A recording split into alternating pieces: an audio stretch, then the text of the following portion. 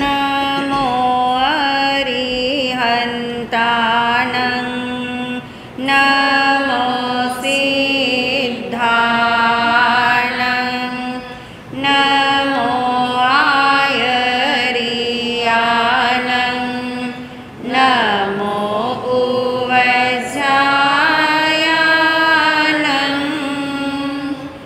नमो लोये सवसावनं एसो पंचनमोकारो सवपावपणासनो मंगलानं च सवेसिं पडमं हवै मंगलं मंगलानं च सवेसिं पडमं हवै मंगलम्।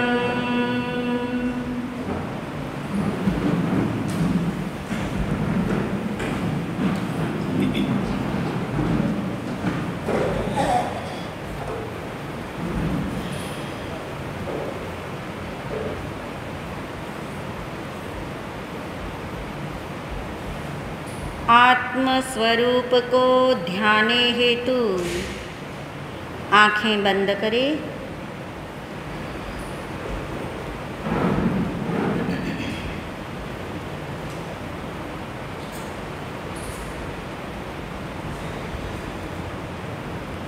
बहुत गहराई में अनुभव करें।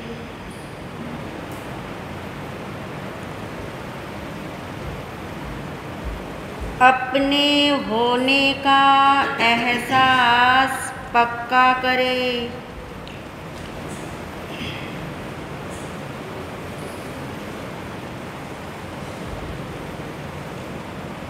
महसूस करें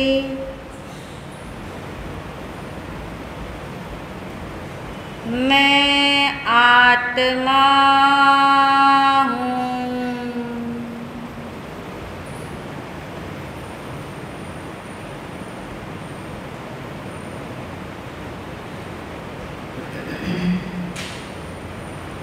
मैं आत्मा ही हूँ।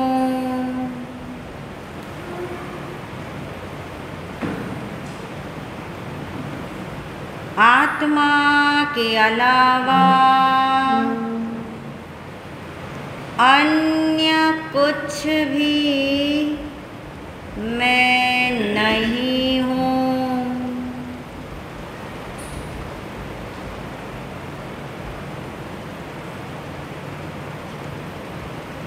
मैं शुद्ध आत्मा हूँ। मैं शुद्ध आत्मा हूँ।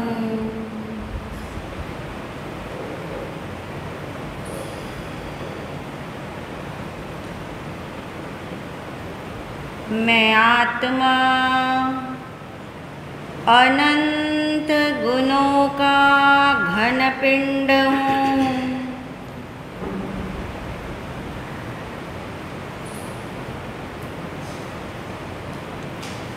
ये अनंत गुण ही मेरी पूंजी है, मेरा वैभव है, मेरा विस्तार है। इसलिए मैं स्वयं पुंज हूँ। मेरी पूंजी, मेरे अनंत गुण एक समय के लिए भी मुझे छोड़कर कहीं नहीं जाते।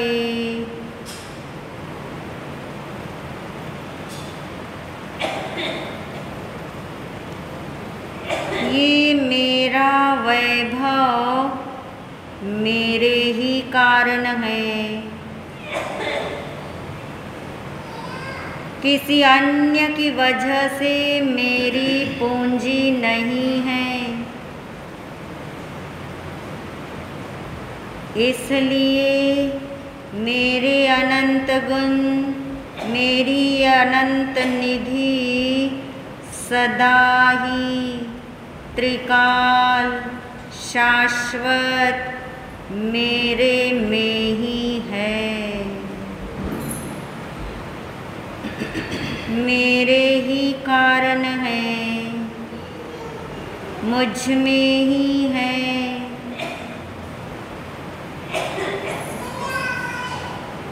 ऐसा मैं अनंत गुणों का घन पिंड हूँ।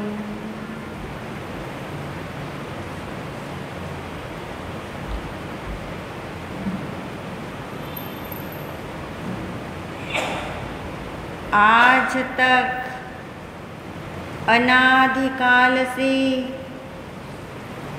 एक समय भी ऐसा नहीं आया कि मेरे घन पिंड में कर्म का प्रवेश हुआ हो, राग द्वेष का प्रवेश हुआ हो, शरीर के परमाणुओं का प्रवेश हुआ हो। इसलिए मैं शुद्ध आत्मा हूँ, सिद्ध भगवान जैसा ही हूँ।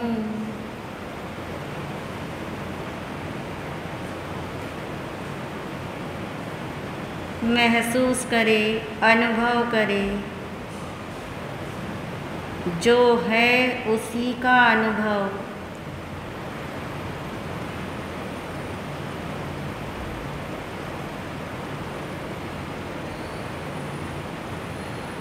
मैं अनंत गुणों का घन पिंड आत्मा अपने ही आत्म प्रदेशों में रहता हूँ।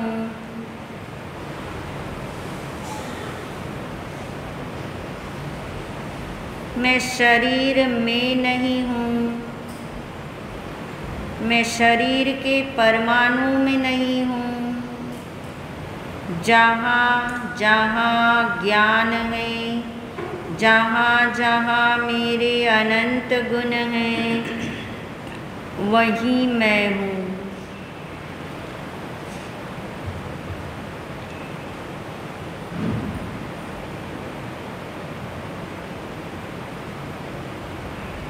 मैं कहीं भी रहूं, किसी भी गति में जाना पड़े, किसी भी अवस्था में रहना पड़े, निगोद में रहूं, नरक में रहूं, मनुष्य जन्म में रहूं या सिद्धालय में रहूं, मैं आत्मा सदा ही अपने ही आत्म प्रदेशों में रहता हूँ, अखंड रूप से रहता हूँ। यही मेरा वैभव है, यही मेरी निधि है, यही मेरी पूंजी है, जो सदा ही मेरे पास है, मुझ में ही है, मैं ही हूँ।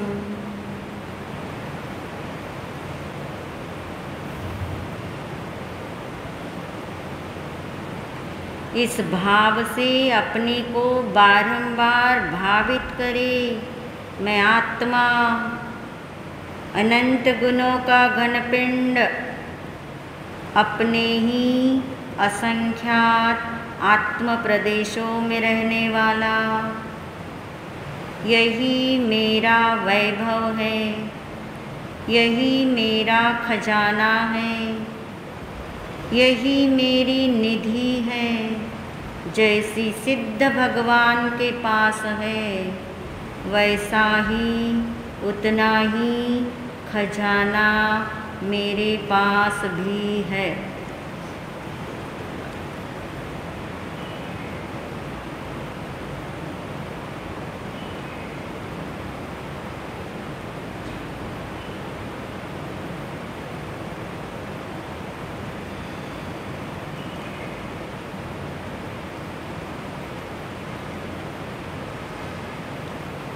मैं अनंत गुणों का घन पिंड हूँ।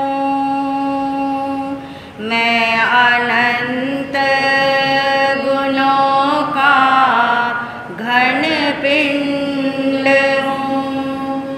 मेरा वैभव सदा ही मेरे साथ है। मेरा वैभव सदा ही मेरे साथ है। जो सिद्धों के पास है मेरे पास है। जो सिद्धों के पास है मेरे पास है। जो सिद्धों का नहीं वह मेरा नहीं। जो सिद्धों का नहीं वह मेरा नहीं। मेरा वैभव सदा ही मेरे साथ है। मेरा वैभव सदा ही मेरे साथ है। मेरा वैभव सदा ही मेरे पास है। मेरा वैभव सदा ही मेरे पास है। मैं हूँ आत्मा शुद्ध आत्मा, शुद्ध आत्मा को नमन। मैं हूँ आत्मा शुद्ध आत्मा, शुद्ध आत्मा की शरण। गुरु वंदना, गुरु वंदना, गुरु वंदना बारंबार। गुरु वंदना, गुरु वंदना, गुरु वंदना बारंबार। प्रसन्नता के साथ आंखें खोल सकते हैं। परम श्रद्धेय परम उपकारी महाराज श्री के चरणों में अनंत वंदन नमन। सभी शुद्ध आत्माओं को अनंत वंदन नमन। को हम सो हम सिद्धो हम।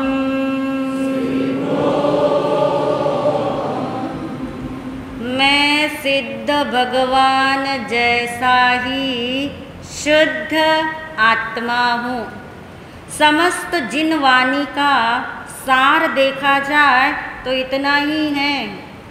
सारे तीर्थंकरों की देशना का सार देखा जाए तो इतना ही है जितना हमारा टॉपिक का नाम है। क्या है हमारे टॉपिक का नाम? अभी भी वो वाला दम नहीं आया जो आत्मा बोलने में आना चाहिए। एक बार फिर से बोलिए।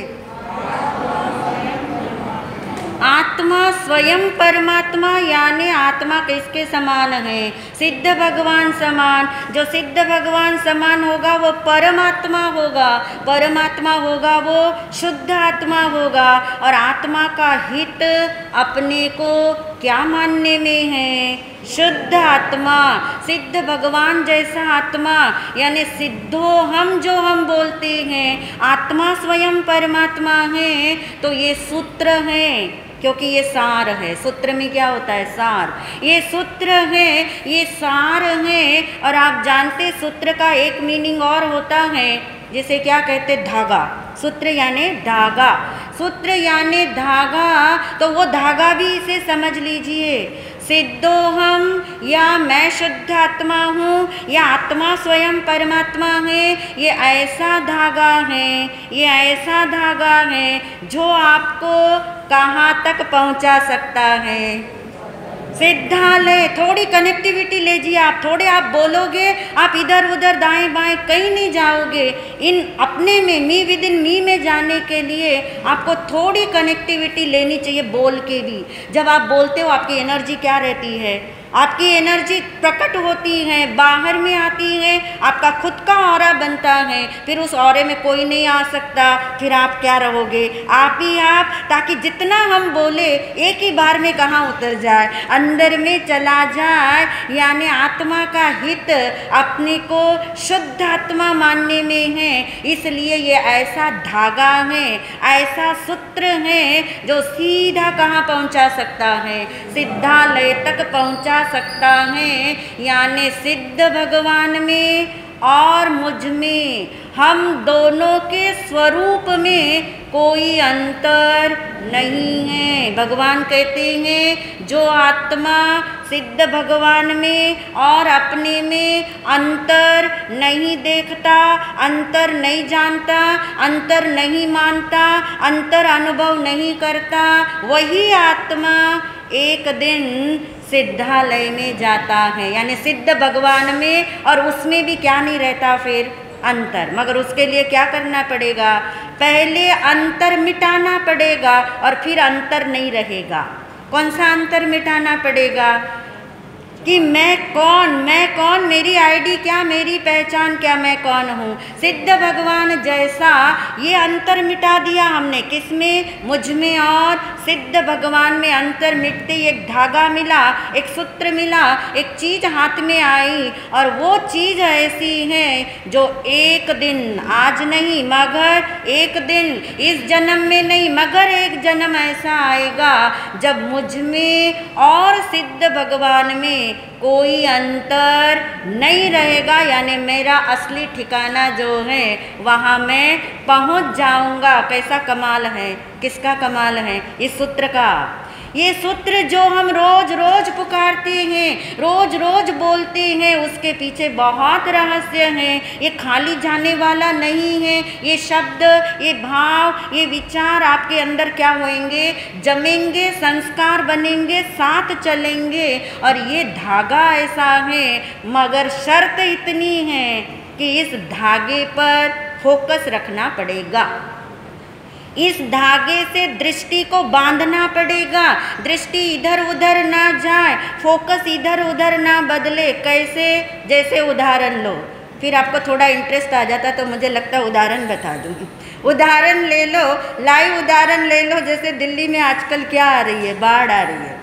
दिल्ली में बाढ़ आ रही है, ऐसा सुनने में आ रहा है, जानने में आ रहा है। मान लीजिए दिल्ली में बाढ़ आई और एक व्यक्ति नदी में क्या हो गया, फंस गया।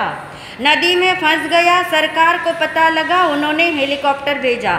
हेलीकॉप्टर ने क्या किया, एक धागा, एक सूत्र, एक रस्सी क्या करी उसने, नीचे दे दी। अब जो व्यक्ति फंसा हुआ है, जिसको बचाने के लिए हेलीकॉप्टर आया है, जिसने एक रस्सा नीचे छोड़ा है, अब जिसने बचना है वो व्यक्ति कहाँ ध्यान देगा, किसे फोकस करेगा, इधर उधर देखेगा क्या वो? नहीं। पंछी बहुत अच्छे उड़ रहे आकाश में, वो देखेगा या रस्सा देखेगा?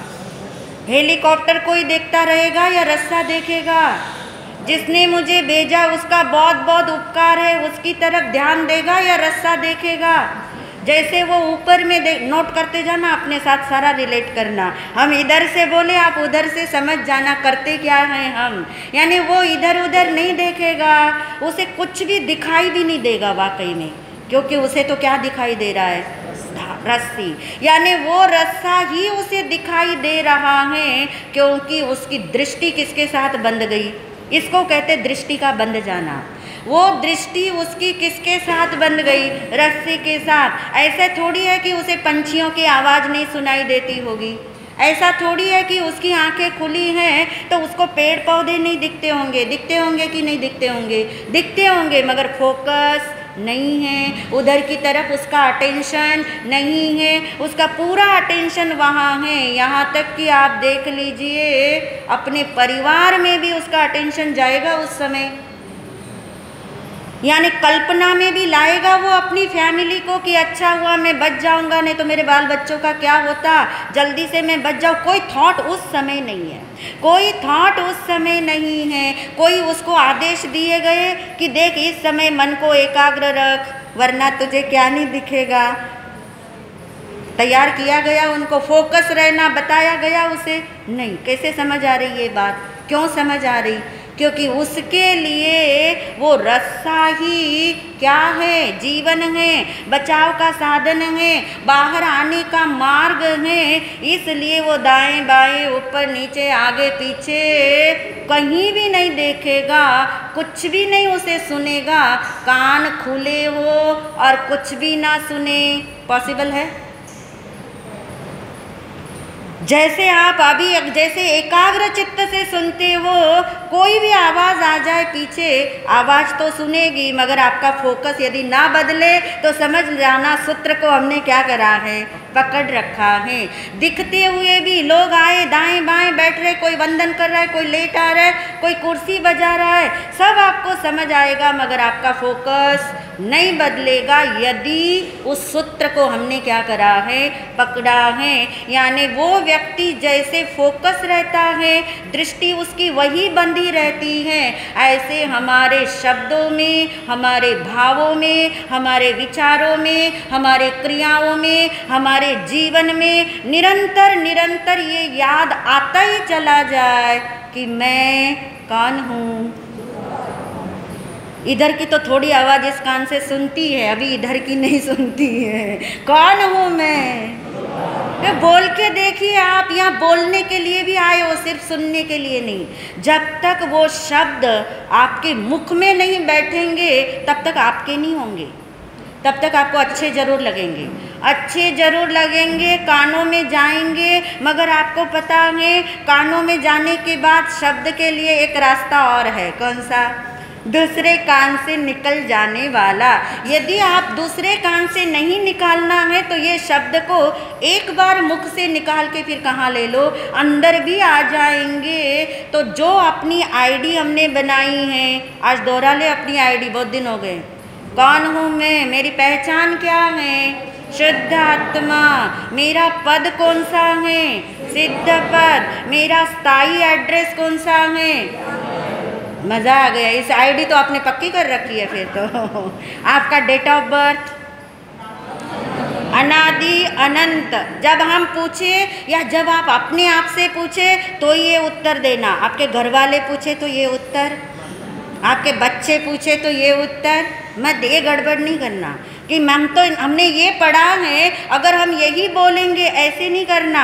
अपने अंदर में मान्यता में ये बिठा रहे हैं, मैं अनादि अनंत हूँ, मेरा जन्म नहीं, मेरा मरण नहीं, मेरी प्रॉपर्टी अनंत गुणों का घन। अब थोड़ा उल्लास आता है ना आपको ये बोलते हुए, थोड़ा वो खजाना भूलता है ना दूसरा वाला। मैं कौन हूँ? मैं अनंत गुणों का घन पिंड हूँ। मेरी प्रॉपर्टी उतनी है जितनी किसकी है? सिद्ध भगवान की। जैसा जो जितना सिद्ध भगवान के पास, उतना वो वैसा अभी की अभी इसी समय मेरे पास। उनकी प्रॉपर्टी को कोई लूटता नहीं, कोई चोरी चोर नहीं करके ले जाता, मगर मेरी प्रॉपर्टी भी सदा क्या है? सुरक्षित है। कर्मों ने इसे लूटा नहीं, कर्मोदय ने इसे मिटाया नहीं, संयोगों ने इसको गलाया नहीं, संयोगी भावों ने इसको उड़ाया नहीं। ऐसा मैं सुरक्षित तत्व हूँ, अनंत गुणों का घनपिंड हूँ। यही मेरी क्या है? पूंजी है, यही मेरी निधि है, यही मेरा वैभव है, यही मेरा विस्तार है। विस्तार यानी बस इतना ही मैं हूँ। कितना? जितना ये अनंत गुणों का घनपिंड है उतना ही मैं हूँ, उतना ही मेरा विस्तार, उतना ही मेरा फैलावा। इसके बाहर जो कुछ है मगर उसमें मैं नहीं, वो मेरा नहीं, वो मेरा स्वरूप तीन काल में भी संभव नहीं। ये विश्वास का नाम है। धागा आपको दिखाई देने लगा, धागा तो है, धागा है, रस्सा वो लटकाया हुआ है उस व्यक्ति के लिए जिनवानी का वो हेलीकॉप्टर ने धागे छोड़ रखे हैं, ताकि जिस किसी धागे को पकड़ करके, सूत्र को पकड़ करके हम कहाँ पहुँच जाए, सिद्धालय तक पहुँच जाए। मगर अपनी आइडेंटिटी पक्की होनी चाहिए, क्या क्या मेरे पास है और क्या क्या मेरे पास होते हुए भी, बोलिए, मेरा नहीं है। बहुत सुंदर। जो जो मेरे पास है वो तो है ही है, सदा काल है, त्रिकाल है, शाश्वत है। मगर कुछ ऐसी चीज़ें मेरे इर्द गिर्द हैं जो मेरे पास हैं, जो मेरे साथ साथ रहती हैं, फिर भी मेरी नहीं है। तो फिर उसका नाम क्या है? उसका नाम क्या है? जो मेरे पास त्रिकाल है, सदा है, उसका नाम तो डिसाइड हो गया। वो क्या है? मेरा स्वरूप। वही मैं, यानी वही मेरा स्वरूप है। पर जो मेरे पास है, संयोग, बहुत सुंदर, जो मेरे पास है फिर भी क्या नहीं है? मेरा नहीं है। क्यों नहीं है? क्योंकि वो सिद्ध भगवान का, सिद्ध भगवान के पास नहीं है।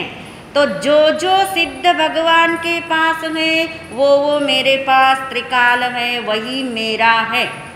जो जो सिद्ध भगवान के पास नहीं है वो सब कुछ मेरे पास होते हुए भी, चलिए अब होते हुए भी डाल दो, मेरे पास होते हुए भी क्या नहीं है?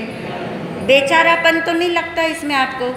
निराशा तो नहीं लगती? कोई चीज़ आपके हाथ में हो और आप कहो कि ये प्रॉपर्टी के कागज़, ये पैसा, ये निधि किसकी नहीं है, वहाँ बोलने में तो और लगेगा। यहाँ बोलने में उल्लास लाना, यहाँ बोलने में उल्लास लाना कि अनादिकाल से जिसे मैंने मेरा मान रखा था, मेरेपन का लेबल चिपका दिया था, अपनापन जिसके साथ जोड़ दिया था, मगर आज मुझे पता लगा कि ये सब मेरे पास होते हुए भी मेरा नहीं है, मेरा हो सकता नहीं है, मेरा कहने से मेरा होने वाला नहीं है, मगर मेरा मानने से तो हो जाएगा। पक्का विश्वास है ना? आप कितना ही किसी को मेरा मान लो, फिर आप कहते हैं मैंने इस बेटे का इतना किया, इतना अपनापन दिया, इतना इसको दुख के समय साथ दिया, इतना इसको प्रोटेक्ट किया, फिर भी लास्ट में ये तो मेरा।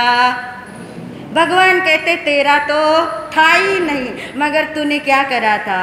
मेरा माना।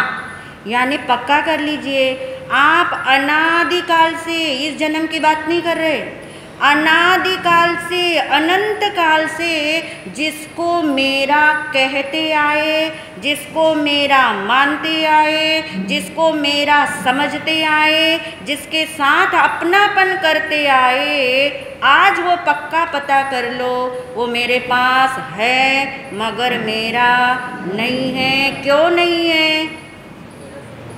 वो मेरा स्वरूप नहीं। बहुत सुंदर। और कोई उत्तर? वो क्यों नहीं है मेरा? क्योंकि मेरे स्वरूप के अंदर भी नहीं है। देखिए, दो चीज़ अलग है। वो मेरा स्वरूप नहीं है, वहाँ तक इतना जोर नहीं आएगा। जब आप देखोगे वो मेरे स्वरूप में भी नहीं है। जैसे आपने किसी के लिए कहा कि ये व्यक्ति मेरा नहीं है, तो कोई बड़ी बात नहीं लगती, उसका घर अलग है, मेरा घर अलग है, मगर वो व्यक्ति मेरे घर में भी नहीं आता, घर में भी नहीं रहता। ऐसे जो जिसको मैंने मेरा माना वो मेरा स्वरूप तो है ही नहीं, स्वरूप नहीं, मेरे मुझसे अलग ही है। मगर नंबर 2 क्या बता रहे? स्वरूप में भी वो नहीं है। क्यों नहीं है? अब मैं आपको क्यों पूछूंगी, सारे उत्तर आपके पास आ चुके हैं, पर आपने रजिस्टर्ड किए कि नहीं किए उसके लिए पूछ रही हूँ। जो आपको पता है वही पूछ रही हूँ, जो आपको नहीं पता वो तो हम ही बताएंगे। जो आपको पता लग गया, क्यों नहीं है? मेरे स्वरूप में कर्म क्यों नहीं है? मेरे स्वरूप में संयोग क्यों नहीं है? मेरे स्वरूप के अंदर में ये शरीर के परमाणु क्यों नहीं है? क्योंकि मैं अनंत गुणों का घन पिंड हूँ। और घन पिंड में क्या नहीं होता? प्रवेश नहीं हो, किसी का भी प्रवेश नहीं। चलिए कर्म का प्रवेश ना हो मगर दूसरे के गुणों का तो प्रवेश हो जाएगा ना, फिर नहीं होगा। किसी का भी प्रवेश नहीं। क्यों प्रवेश नहीं? जितना आप क्यों निकालोगे ना उतना आप गहरा होते जाएंगे। स्पेस नहीं है, स्पेस ही नहीं है, जगह ही नहीं है तो प्रविष्ट कैसे कौन होगा? आपने अपने घर के अंदर कोई दरवाज़ा ही नहीं रखा हो, ऐसे होता नहीं है, मगर नहीं रखा हो तो कोई भी आपके घर में आने वाला है ही नहीं। या स्पेस ही नहीं तो प्रवेश नहीं, क्योंकि वो घनपिंड है, स्वरूप में भी नहीं है। अब जो मेरे पास भी है, मेरा स्वरूप भी नहीं है, मेरे स्वरूप में भी नहीं है, तो उसका नाम क्या दिया गया? संयोग। संयोग का क्या होता है? वियोग। एक दिन होगा कि हर समय हो रहा है? हर समय हो रहा है, हर समय हो भी नहीं रहा, हर समय है। जिसने एक दिन जुदा होना है वो अभी के अभी क्या है? जुदा है ना, है बोला हमने, हो रहा है नहीं बोला। एक दिन जुदा होगा ये भी नहीं बोला, भविष्य काल भी नहीं यूज़ कर रहे, वर्तमान काल भी नहीं यूज़ कर रहे, त्रिकाल यूज़ कर रहे। है जैसा है वैसा ही है, उसका नाम क्या है? संयोग। तो लिस्ट आपने याद रखी हुई है, मेरे संयोग में क्या क्या है? नंबर 1 द्रव्य कर्म है, मेरे संयोग में द्रव्य कर्म है। द्रव्य कर्म यानी जो ज्ञानावरण से लेके अंतराय तक सारा दिन इसी को हम याद करते रहते हैं। हे भगवान, मैंने कितने कर्म बांधे, 8 कर्मों ने मुझे घेरा है, प्रवचन में आना है, अंतराय कर्म आने नहीं देता, मोहनीय कर्म आने नहीं देता, और भगवान घोषणा करते हैं ये कर्म तो तेरे स्वरूप में है ही नहीं। है कर्म, कर्म की सत्ता है, कर्म को नहीं डिनाई कर रहे, कर्म की सत्ता है, कर्म है, कर्म आपके ही है, किसी और के नहीं है, आपके ही साथ है, किसी और के साथ नहीं है। मात्र क्या समझा रहे? कर्म तेरे संयोग में है, स्वरूप में नहीं है। नंबर 2 भाव कर्म। भाव कर्म याद रखा है ना? राग द्वेष। राग द्वेष तो आपको याद ही रहेगा, सारा दिन उसी को घटाने में तो लगे हैं। राग द्वेष तो याद ही रहेगा आपको। भाव कर्म, भाव कर्म है मगर वो तेरा स्वरूप नहीं है, तुझ में प्रविष्ट नहीं है, त्रिकाल में भी प्रविष्ट हो सकते नहीं है, क्योंकि वो भी क्या है? संयोग है। नंबर 3 नो कर्म। शरीर और शरीर से संबंधित सारी चीज़ें। अब आप देखिए, हम अपने आप को संयोग से देखते हैं कि स्वरूप से देखते हैं? पर 1 घंटा तो हम स्वरूप की बात सुनते हैं, 1 घंटा स्वरूप की बात सुनते हैं, यानी हम अपने आप को स्वरूप दृष्टि से भी देख सकते हैं। कोई प्रॉब्लम है? स्वरूप दृष्टि से देख सकते कि नहीं? उदाहरण दिया था ना, डिब्बे में चीनी है, आप चीनी को डिब्बे से अलग देख सकते हैं? डिब्बे में रही हुई चीनी को देखते हैं तभी तो यूज़ करते हैं। अगर आप ये मान लोगे कि डिब्बे में रखी गई चीनी डिब्बे के अंदर क्या हो गई? प्रविष्ट हो गई, ये डिब्बा मीठा हो गया, अब डिब्बे का भी यूज़ करो तो चलेगा क्या? नहीं चलेगा ना। इसी तरह से समझ लेना, संयोग जैसे चीनी डिब्बे के किस में है? संयोग में है, फिर भी चीनी अलग है और डिब्बा अलग है। ऐसा आप डिब्बे के अंदर चीनी होती है तब देख सकते हो, या डिब्बा और चीनी अलग अलग हो जाए तब देख सकते हो? देख सकते हो ना, डिब्बे में चीनी है तब भी अलग देख सकते। ऐसे ही समझ लीजिए, जो संयोग है वो संयोग हमेशा वियोग में जाने वाला है, उसका वियोग होने वाला है एक दिन, और इसलिए वो अभी के अभी कैसा है? जुदा है, मुझसे अलग है, मगर अनादिकाल से एक ही भूल हुई, मैंने संयोग को क्या माना? अपना माना। मैंने संयोग अपने में माना, संयोग को मैंने अपना स्वरूप माना, इसलिए गलती होती गई। तो कल हमने लैंडिंग की थी इस बात की कि संयोग को द्विरूपता से देखा जा सकता है। स्वरूप को एक ही तरह से देखा जाएगा, क्योंकि स्वरूप एक ही है। स्वरूप जुदा होता नहीं है, स्वरूप परिपूर्ण है, स्वरूप त्रिकाल शुद्ध है, उसमें कुछ घटता बढ़ता नहीं, उसमें से कुछ अलग होता नहीं, उसमें कुछ ऊंचा नीचा भी होता नहीं। स्वरूप तो एक ही है, उसको एक ही रूप से देखा जाता है। संयोग को दो रूपों से देखा जाता है। याद रखा है आपने दो रूप कौन से थे? संयोग के साथ जुड़ करके, संयोग के साथ जुड़ करके भी देखा जा सकता है और संयोग से भिन्न भी देखा जा सकता है। जैसे कर्म को लीजिए, कर्म के साथ जुड़कर देखेंगे तो हम क्या बोलेंगे? क्या बोलते आए आज तक? मैं कर्म वाला हूँ, मैं कर्म से बंधा हुआ हूँ, मैंने बहुत कर्म बांधे हैं। ये भाषा कौन सी है? संयोग से जुड़कर बोलने वाली भाषा। और मैंने बहुत कर्म बांधे, मैं कर्म वाला आत्मा हूँ, ऐसा बोलने से, ऐसी अभिन्नता रखने से, ऐसा जुड़ने से क्या किया हमने? हमने क्या किया? हमने सोचा कर्म मेरे हैं, कर्म मैंने बांधे हैं, मैं कर्म वाला हूँ, मुझे क्या होना है? कर्म से मुक्त होना है। अच्छी बात है, कर्म से मुक्त होना है, क्योंकि कर्म ने मुझे क्या कर दिया? दुखी कर दिया। इसलिए मुझे क्या होना है? कर्म से मुक्त होना है। फिर कर्म से मुक्त होने के लिए हमने सारे उपाय किए। अब सारे नहीं गिनाती, थोड़े बहुत गिन लेना आप। सारे उपाय किए, तपस्या की, औषध किया, ध्यान लगाए, स्वाध्याय किया, जाप किया, दीक्षाएं ग्रहण कर ली, मगर फिर भी कर्म तो मेरे घटे नहीं, कम हुए नहीं। तब भगवान ने कहा तूने एक काम नहीं किया, बाकी सारे काम किए। कौन सा काम नहीं किया?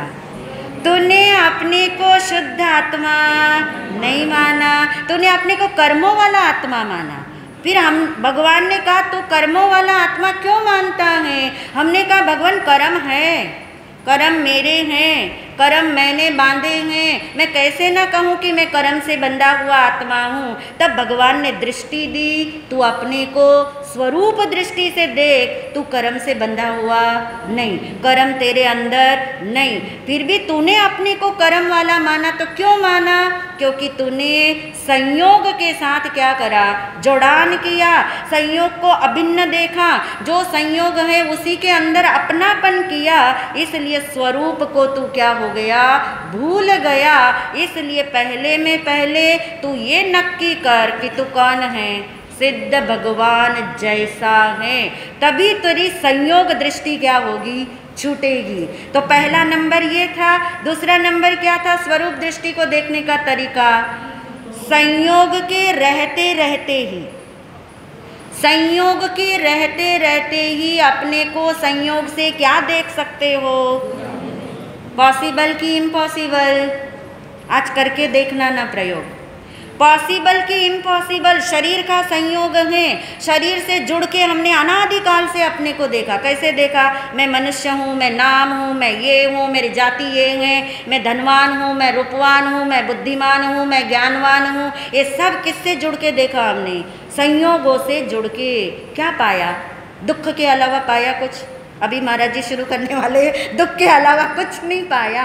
यानी हमारा कोई भी उपाय, किसी भी उपाय का परिणाम कारगर नहीं हुआ। तो भगवान ने कहा चल तेरे को स्वरूप बहुत भारी लगता है, तो तू संयोग को देखने की दृष्टि क्या कर ले? बदल दे। इस संयोग के रहते रहते ही तू अपने को संयोग से क्या जान सकता है? जुदा, भिन्न देख सकता है, भिन्न जान सकता है, भिन्न मान सकता है, भिन्न अनुभव कर सकता है। यदि देह के रहते रहते देह से भिन्न अनुभव नहीं किया तो याद रखिए सूत्र हाथ में आने वाला नहीं, सम्यक दर्शन भी होने वाला नहीं, केवल ज्ञान और मोक्ष तो बहुत दूर रह गए। यानी यदि हम जानते हैं, मानते हैं, स्वीकार करते हैं कि संयोग के रहते रहते ही, 8 कर्म के रहते रहते ही सम्यक दर्शन होता है कि नहीं? 8 कर्म के रहते रहते 4 कर्म खत्म हो जाते और केवल ज्ञान रहता है, हो जाता है कि नहीं? होता है ना। इसका मतलब क्या सिद्ध हो रहा है? कर्म आपके लिए बाधक है? पर हमने कर्म को ऐसा बांधा, कर्म ने हमको नहीं बांधा है, हमने किसको बांधा है? कर्म को। ऐसा बांध लिया कि कर्म मेरे, कर्म के संयोग के साथ ऐसे जुड़ गए। तो भगवान ने कहा पहले ये दृष्टि खोल कि जो संयोग में है उससे जुदा होना, उसे जुदा देखना शुरू कर दे। यदि संयोग से जुदा अनुभव करना है तो क्या करना होगा, क्या करना होगा उसको हम आगे जानेंगे। पर पहले ये पाठ पक्का करना होगा। जब तक ये पाठ पक्का नहीं होगा, ये नींव पक्की नहीं होगी, आगे का महल खड़ा नहीं होगा। तो बार बार सुन के समझना, बार बार समझ के अंदर समाना। कोई प्रश्न हो तो आप हमें आकर के चर्चा करना, हम जरूर उसका चिंतन कर पाएंगे। इन्हीं भावों के साथ ओम शांति।